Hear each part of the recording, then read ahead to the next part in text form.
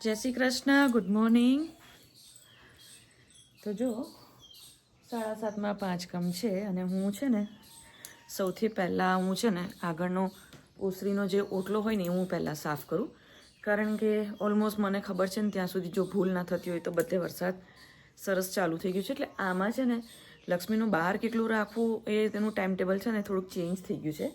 અને જો હું એને ઉઠાડવા આવી છું સૌર્યભાઈને. એને છે ને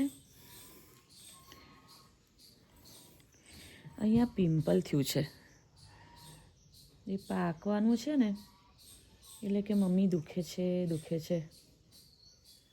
તો પહેલાં હનુમાન ચાલીસા હું સ્ટાર્ટ કરીશ અને ધીમે ધીમે એને ઉઠાડીશ. અને જો રૂમમાં તો જો કપડાં. તો આજે સૌથી પહેલાં છે ને હું લક્ષ્મીનો રૂમ ક્લીન કરીશ.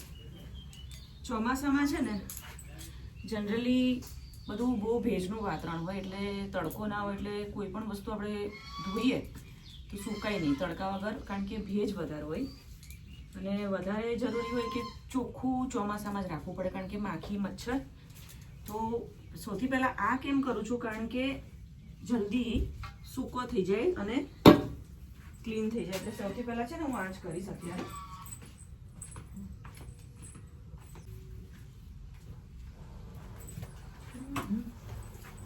સિઝન પ્રમાણેના કામકાજ છે ને ચેન્જ થાય, જેમ સિઝન ચેન્જ થાય, કારણ કે એ લોકોને એ છે ને કોરામાં બેસવું હોય. કોઈ પણ જીવ હોય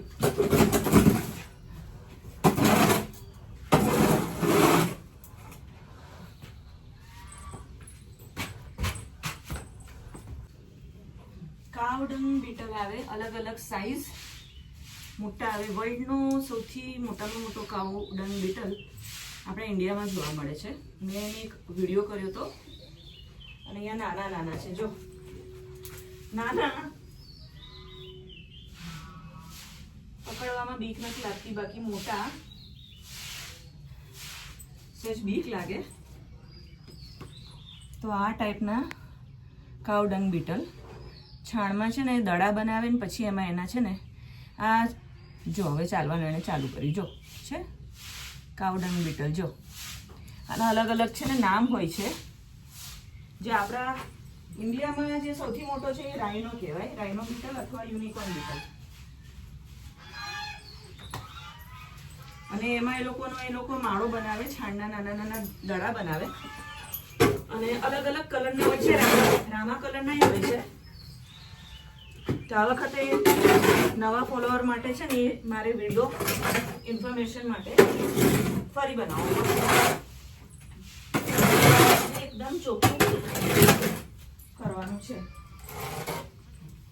જો નાના છે, ચાલવા માંડ્યા.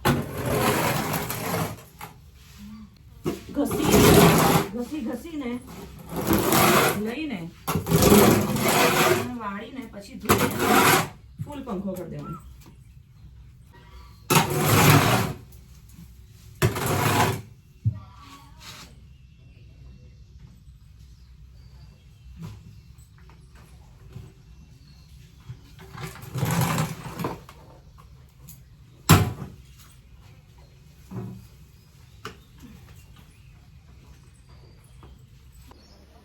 જો આ કેવું વાળીને કર્યું મેં અને જ્યોત્સનાબેન ત્યાંથી વાળતા આવ્યા.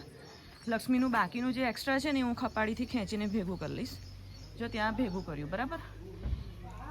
એટલે વાડી છે ને ફ્રી ના રહેવા દે, શોખ હોય અને કરી શકતા હો. અને લક્ષ્મીને કેવું છે, આ સાઈડ જ ગૌમૂત્ર કરવાની ટેવ છે, આ સાઈડ ડ્રાય હોય. તો આ ધોઈને ચોખ્ખું કર્યું અને ફૂલ પંખો કરી દીધો છે. ભલે રહ્યો પંખો, એટલે ચોખ્ખું થઈ જાય અને થોડુંક સુકાઈ પણ જાય. અને પછી થોડોક જૂનો છે ને પાલો પાથરી દઈશ. એટલે વાડી શોખની વસ્તુ છે, તમે આટલું કરી શકતા હો. અને ઢોર રાખવાની જગ્યા જેટલી ચોખ્ખી રાખો એટલું માખી મચ્છર ઓછા. બહુ સિમ્પલ વસ્તુ છે. ઘરમાં તમે કોઈ ડોગ રાખો, કેટ રાખો, કોઈ પણ જીવ એ આંગણે હોય કે ઘરમાં હંમેશા ચોખ્ખું રાખવાનું. જો આ હવે હમણાં ખપાડીથી પીપ પીપ ખપાડીથી છે ને આઈ ખપાડીથી મારો દીકો ખપાડીથી ભેગું કરી દઈશ.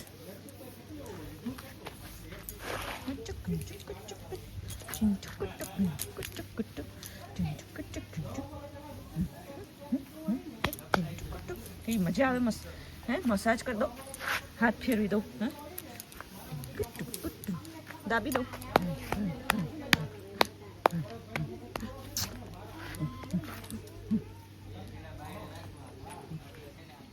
હાઉકલી લક્ષ્મી ઉભે રહે ચાંદલો કરી દો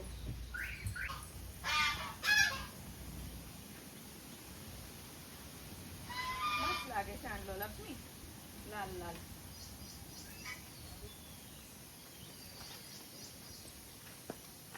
હાલો દોડવું છે ને એક ટપ પાલો નાખવાનો બાકી છે ખબર પડી જાય ખબર પડી જાય હજી તો ગાડી બહાર કાઢે છે ને ઉભે રે લેવી પેલા ભાત નાખ્યા લાવ જો ખોલી ગઈ એ સાબુનું પાણી લક્ષ્મી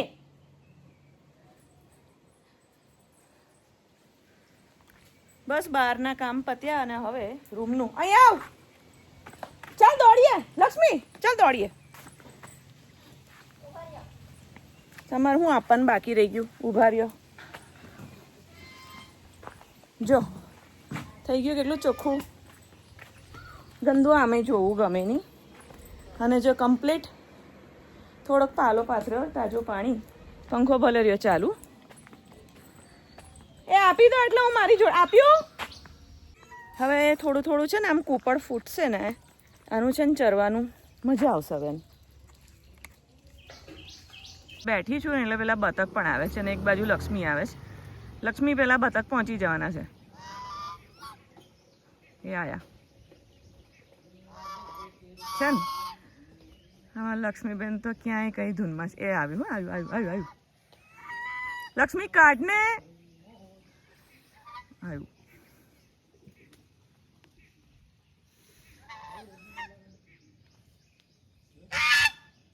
એ તમને નતા બોલાવતી ઊભી થા બે લક્ષ્મી આ બટકું ભરવાયા કાઢ કાઢ કાઢ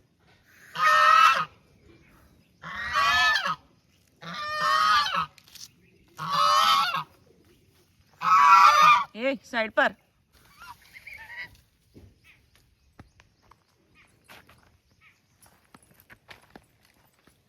હજી કપડાનું કામ ને અંદર રૂમનું કામ બાકી છે કચરા બાકી છે ઝાપટવાનું બાકી છે કપડાં ફેરવવા પડે ચોમાસામાં કારણ કે 2 દિવસ સારો વરસાદ છે જો એટલે હું આ બાજુ બોલાવતી હતી લક્ષ્મી અહીંયા સેજ આંટા ફેરા મારને એટલે બોલાવતી હતી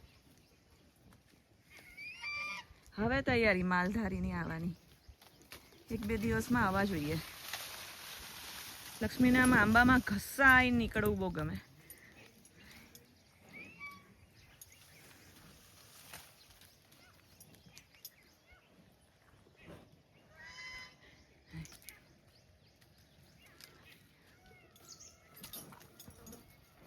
જો આની ગરમી હતી એકદમ જોરદાર વરસાદ આવ્યો જો અહીં સુધી પલ્લી ગયું એટલે પેલું હિંચકાનું જે છે ને ગાડલું વાળવું પડ્યું મારે લક્ષ્મીબેન ઊભા થઈ ગયા મારા અને એક છાંટો આવતો નથી એના રૂમમાં જો કેવો મસ્ત છે બહુ જ બફારો હતો સખત બફારો હતો જો છે ને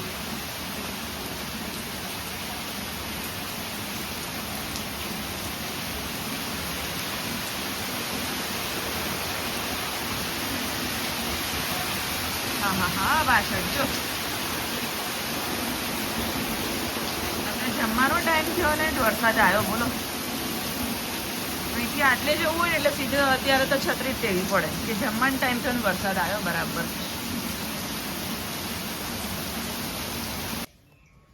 જય શ્રી કૃષ્ણ ગુડ ઇવનિંગ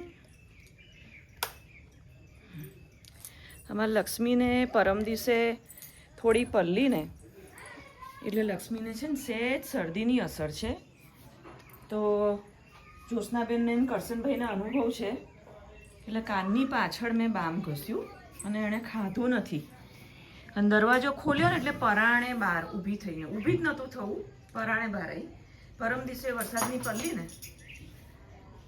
એટલે એને છે ને આજે સહેજ અને શ્વાસ લે છે ને તો નાકમાંથી અવાજ આવે છે. આપણું નાક બંધ હોય ને કેવી રીતે આપણે પરાણે શ્વાસ લઈએ શરદીમાં, એ ટાઈપની અસર છે. એટલે શરદી લાગી ગઈ છે. અને જો આજે મેં મૂક્યું છે એ જો જરીકે નહીં ખાય ને, પેલામાં પાલો ખોળ પણ છે, મેં એને છે ને ઘસી દીધું. એટલે આજે મૂક્યું છે જરીકે નહીં ખાય ને તો પછી કાલે અમારે ડૉક્ટરને બોલાવવા પડશે. લક્ષ્મી, સહેજ ધીમો પંખો રાખ્યો છે. કેમ? કારણ કે ખાલી જો મોઢું મારે છે. સહેજ ધીમો પંખો રાખ્યો છે કે માખીઓ હેરાન ના કરે. આમ તો ચોખ્ખું જ છે. અત્યારે મેં બહાર કાઢી થોડી અને એકદમ ચોખ્ખું કરી નાખ્યું છે. બધું કોરું છે. થોડુંક મોઢું મારે છે ને પછી છોડ દે છે. મને છે ને જરી કે ગમે નહીં, અને કંઈક થાય ને મને તરત ટેન્શન આવી જાય, ચિંતા થઈ જાય. ખોળ પણ નથી ખાધો. બાકી ખોળ તો એનો ફેવરેટ, ગાયોનો ભેંસોનો છે ને ખોળ એકદમ ફેવરેટ.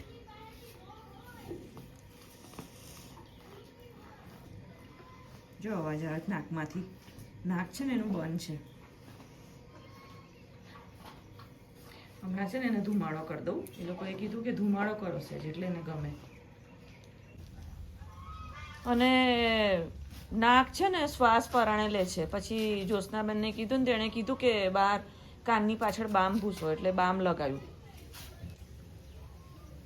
અને કીધું કે સહેજ એને કે ધુમાડો કરી આપો, એમ કે અંદર નથી મૂકવું, નહીં તરી છે ને એને ગુંગળામણ થાય. નાખી દે હવે ઢગલો. થોડોક ભીનો ના ખાય નહીં. આમ તો ભીનો લેતી આવું ઉપર, ભીનો ભેજ બોલે ધુમાડો કરી આપ્યો. ભલે થોડી વાર છે ને પેલી સાઈડ મૂકો, 1 સેકન્ડ.